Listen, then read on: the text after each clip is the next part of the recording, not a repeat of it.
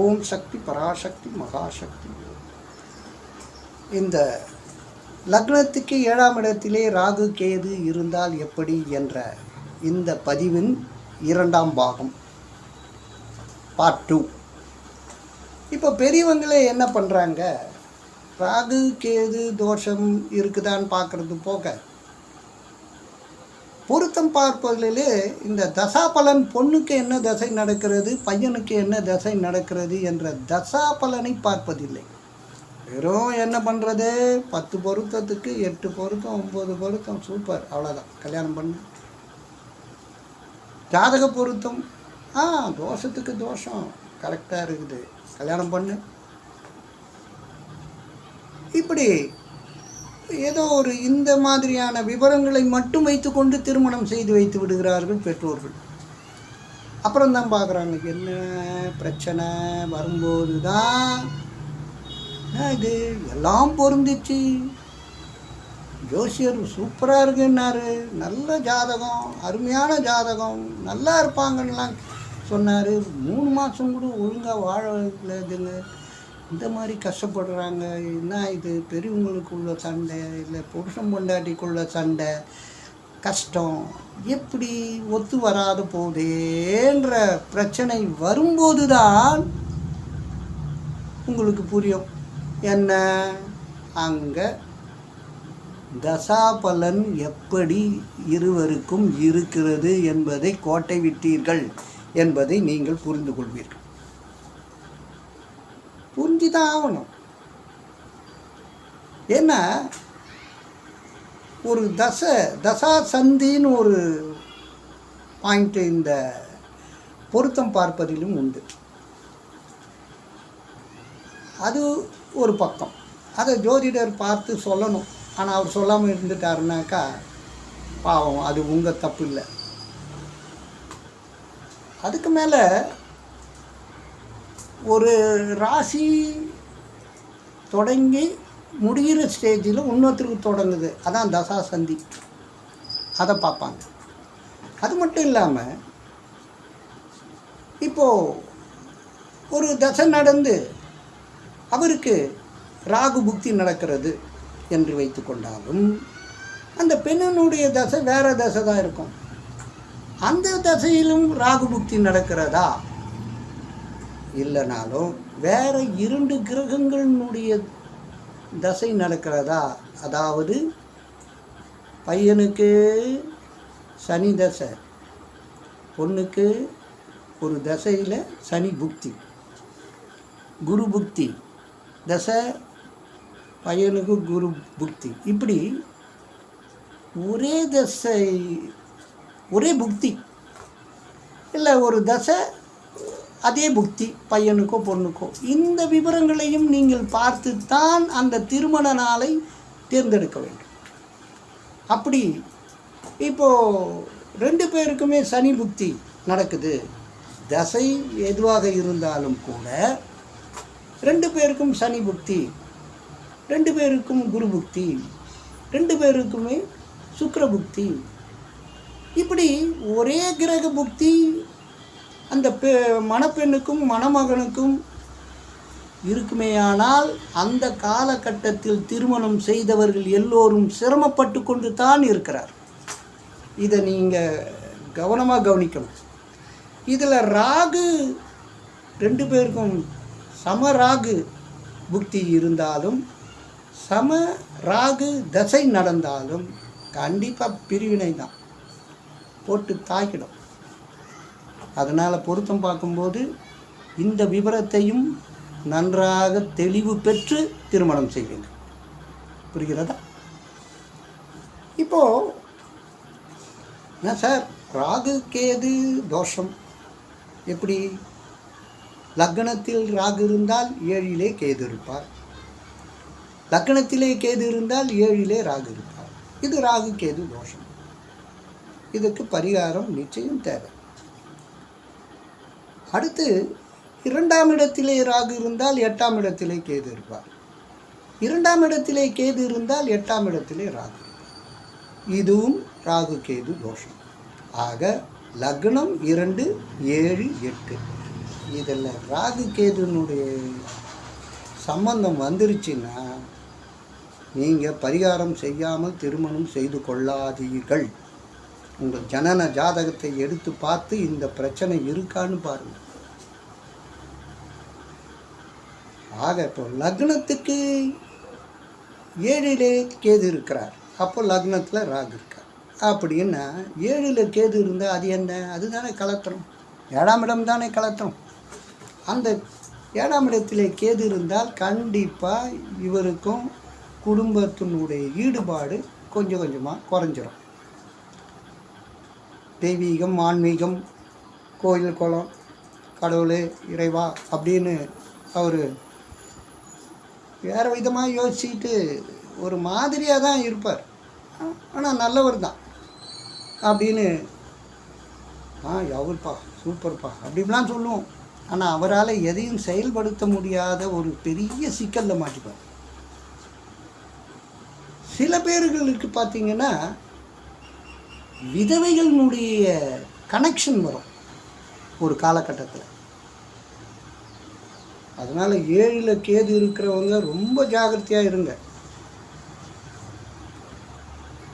அப்படி உங்களுக்கு அந்த திருமணத்தில் விருப்பம் இல்லையா, தயவுசெய்து கல்யாணம் பண்ணிக்காதீங்க.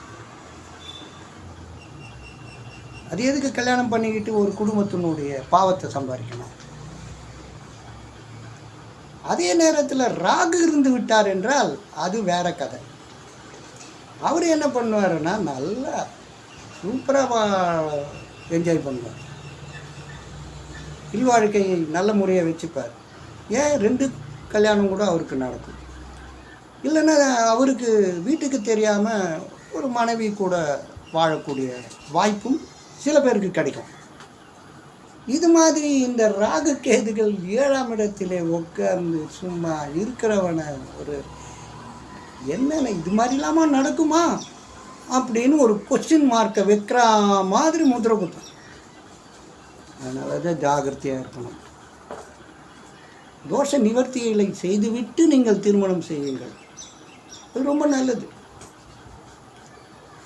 ஆக சரி, இப்படி தான் இருக்குமான்னா இல்லையே, எனக்கு ராகு தோஷம் இருந்தது, ஆனால் நீங்கள் சொல்கிற மாதிரிலாம் இல்லையே, எனக்கு அந்த மாதிரிலாம் நான் நல்லா இருக்கேன் அப்படின்னா அந்த ராகுவையோ அல்லது கேதுவையோ குரு பார்வை பண்ணார்னு வச்சுங்க, 5, 7, 9ஆம் பார்வையாக குரு பார்த்தாருன்னு வச்சுங்க, ஏதோ ஒரு வகையில் குரு பார்வை அங்கே கிடைத்தால் ராகுக்கோ அல்லது கேதுவுக்கோ யாராவது ஒருத்தருக்காவது கிடைக்கணும்.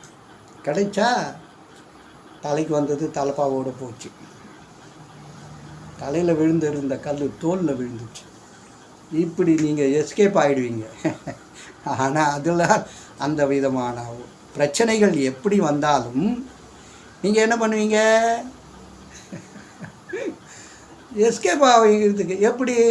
தலைக்கு வந்தது தலைப்பாவோடு போச்சு, தலைமையில் விழுந்துருந்தால் என்ன ஆகும்? அது வரைக்கும் நல்ல காலம் தோலில் விழுந்துருச்சுப்பா, நான் தப்பிச்சிட்டேன் அப்படின்னு சொல்லுவாங்க.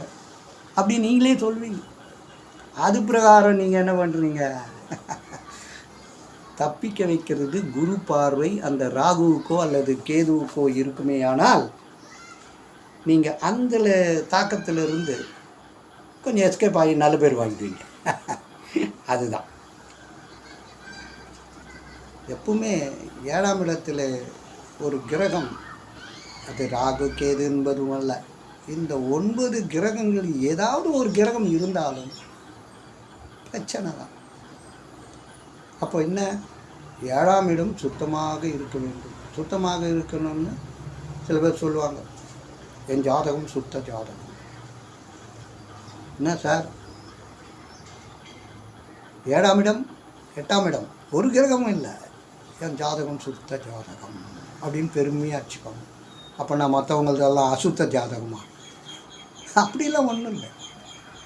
சில பேருக்கு பாருங்கள், நீங்கள் சொல்கிற மாதிரி 7ஆம் இடத்துலையோ 8ஆம் இடத்துலையோ எந்த கிரகமும் இல்லை, சுத்த ஜாதகம்னு சொல்லிட்டு பெருமைப்பட்டு கொள்ள வேண்டிய அதே ஜாதகம் 7 கூடைய ஒரு சிக்கலில் இருப்பார். பாபகிரக சேர்க்கை 6, 8, 12 மறைவு இப்படி இருந்தாருன்னு வச்சுக்கோங்க. அது எப்படி அப்போ அவங்களுக்கு சீக்கிரமாக கல்யாணம் நடக்குதான்னா அங்கேயும் நடக்காது. ஆனால் 7ஆம் இடம் சுத்தமாக இருக்குது, 8ஆம் இடம் சுத்தமாக இருக்குன்னா கல்யாணம் நடந்துடணும்ல. ஆனால் நிறைய பேருக்கு அது நடக்காது. காரணம் என்ன? 7ஆம் இடத்து அதிபதி சிக்கலில் மாட்டிக்கொண்டு இருப்பார். பாபகிரக சேர்க்கை, இந்த ராகு கேதுகளுடைய இல்லை யாராவது ஒருத்தருடைய கனெக்ஷன், இப்படியெல்லாம் இருக்கும்போது அந்த 7ஆம் இடம், அப்போ 7ஆம் இடம் சுத்தமாக இருக்கிறது, 7ஆம் அதிபதி சிக்கலில் இருக்கிறார். இதை புரிந்து கொள்ள வேண்டும். எனவே எந்த ஒரு கிரகமும் 7ஆம் இடத்தில் இல்லாமல் இருப்பதே நல்லது என்ற அளவில் இதை நம்ம கொண்டு சென்றால் உண்மையிலே நல்லது தான். ஏன்னா 7ல் எந்த கிரகமும் இல்லாமல் இருந்தால் அவர் கொஞ்சம் நல்லவராக இருப்பார். இல்லை, நல்ல விஷயங்களை மட்டும்தான் அவர் கொஞ்சம் முன்னின்று வருவார். அவர் புரிஞ்சிடும், இதை நம்ம செய்யக்கூடாது, இது சரி வராது, இது கஷ்டம், இதில் போய் மாட்டிப்போம், இப்படியெல்லாம் அவருக்கு சிந்தனை தோணி கடவுள் காப்பாற்றி நல்ல வழியில் கொண்டு போகிறார். அவர் குடும்பம் பார்த்துங்க சந்தோஷமாக எல்லாத்தையும் சமாளிக்கிற மாதிரி ஒரு திறமை அவர்கிட்ட இருக்குது இல்லையா? அதனால் அது ஒரு சந்தோஷமான ஒரு. அதனால் 7ல் எந்த கிரகமும் இருக்காமல் இருக்கின்ற ஜாதகக்காரர்கள் மிகவும் நல்லவர்கள் என்று கூறினாலும், இந்த ராகு கேதுனுடைய பிரச்சனை இருக்கும்போது அவங்களும் சிரமப்பட்டு தான் ஆவாங்க. நீங்கள் கொஞ்சம் இந்த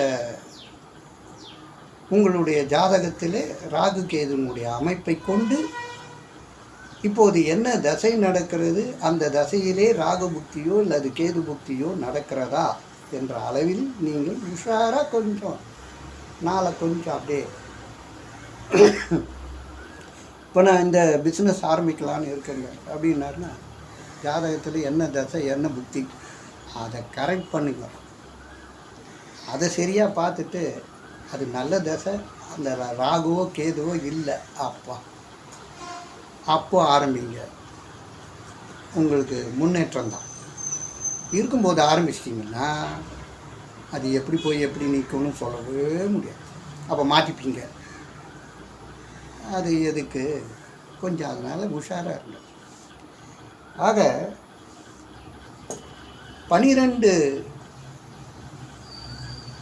கட்டங்களிலே உங்களுடைய லக்னம் எதுவாக இருக்கிறதோ அந்த லக்னத்துக்கு 7ஆம் இடத்திலே என்ன கிரகம் இருக்கிறது என்பதை பரிசீலனை செய்யுங்கள். 9 கிரகத்தில் ஏதாவது ஒரு கிரகம் அங்கே இருந்ததுன்னா நீங்கள் கண்டிப்பாக சிரமப்படுவீர்கள். அந்தந்த காரகத்துவத்துக்கு தகுந்தாற் போல நீங்கள் சிரமத்தை பட்டுதான் ஆக வேண்டும் வாழ்நாள் முழுவதும். இது இன்றைக்கி நாளைக்கு போயிடுங்க, இந்த தசை போயிட்டா அது போயிடுங்க, அப்படிலாம் கிடையாது. 7ஆம் இடத்துல ஒரு கிரகம் இருந்தால் அவங்க லக்னத்தை பார்த்துக்கிட்டே இருந்தால் எப்படி இருக்கும் யோசிச்சு பாருங்க. நம்மளை கூட ஒரு ஆள் அப்படியே பார்த்துக்கினே நின்றுட்டு இருப்பான்னு வச்சுக்கோங்க.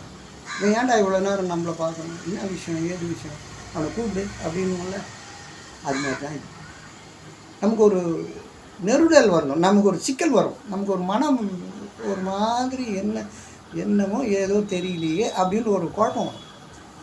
இதெல்லாம் வருதுன்னா அப்போது 7ஆம் இடம் ஒரு கிரகம் இருக்கும்போது அது குடும்பத்திலையும் சில விஷயங்களை பாதித்து நீங்கள் அதில் காலத்தை தள்ளித்தான் ஆகணும், வேறு வழி கிடையாது. ஆக உங்கள் ஜனன ஜாதகத்தை எடுத்துக்கொண்டு எப்படி இருக்குது, என்ன தசை நடக்குது, என்ன மாதிரி இருக்குது, இப்போ குரு பயிற்சியாச்சு, ராகு கேது பயிற்சியாச்சு, இதன் மூலயமா நமக்கு ஏதாவது சிரமங்கள் இருக்கா, அப்படி சிரமங்கள் இருந்தால் எதை செய்யணும், இல்லை இந்த காலகட்டத்திலே ஏதாவது ஒரு நல்லது பண்ணலாமா, இல்லை இந்த காலகட்டத்திலே பையனுக்கோ பெண்ணுக்கோ திருமணம் செய்யலாமா, இதெல்லாம் பரிசீலனை செய்யணுங்க. ஒரு பயிற்சி ஆன உடனே ஒரு குருவினுடைய பயிற்சி ராகு கேதுனுடைய பயிற்சி ஆகிடுச்சு அப்படின்னா நீங்கள் உங்கள் ஜாதகத்தை வச்சு சரியாக பார்த்துக்கோங்க. அடுத்தது சனி பெயர்ச்சி 26, அப்பவும் ஒரு வாட்டி நீங்கள் சரியாக பார்த்துக்கணும்.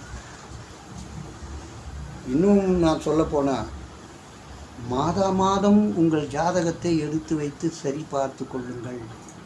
ஏன் அப்படின்னா சூரியன் ஒரு மாதத்துக்கு ஒரு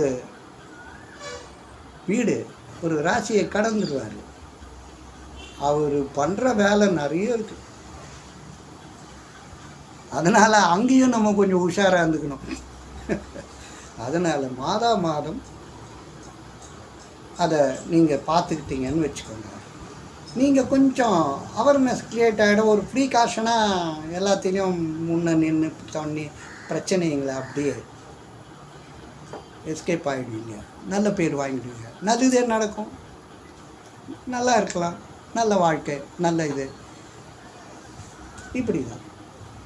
அதுபோல் ஜாதகங்களை பார்த்து கொண்டு அதில் எப்படி நடந்துக்கணுன்ற விவரத்தை சரியாக தெரிந்து கொண்டு அதன்படி நீங்கள் வாழ்க்கையில் ஒரு அடி வச்சு போய் பாருங்கள். நீங்கள் எந்த பிரச்சனையிலும் மாட்ட மாட்டீங்க, உஷாராக இருக்கிறீங்கன்னு அர்த்தம். எப்படியும் கடவுள் இந்த 9 கிரகத்தினுடைய தாக்கத்தை உங்களுக்கு தராமல் இருப்பாரா? இருப்பார், கண்டிப்பாக தருவார். இதையெல்லாம் புரிந்து கொண்டு நல்ல மாதிரியாக எல்லாத்தையும் நல்லா அனலைஸ் பண்ணுங்கள். உங்களால் எது முடியும் அதுக்கு மட்டும் வாங்க. சில நேரங்களில் இந்த காலகட்டத்தில் இது பண்ண வேண்டாம் அப்படின்னா நிச்சயமாக அது பண்ணாதீங்க. பண்ணக்கூடிய நேரம் வரும் பாருங்கள், அப்போ ஸ்டார்ட் பண்ணி பாருங்கள். கடவுள் துணை கூட இருக்கும், சுறுசுறுப்பாக நடக்கும், எல்லாமே நல்லதே நடக்கும். அதுபோல் வாழ்க்கையை முன்னேற வேண்டும் என்றால் நீங்கள் இவற்றை எல்லாம் பரிசீலனை செய்து பொறுமையாக கரெக்டாக நடக்கிறதுக்கு பார்க்கணும். நன்றி, நமஸ்காரம்.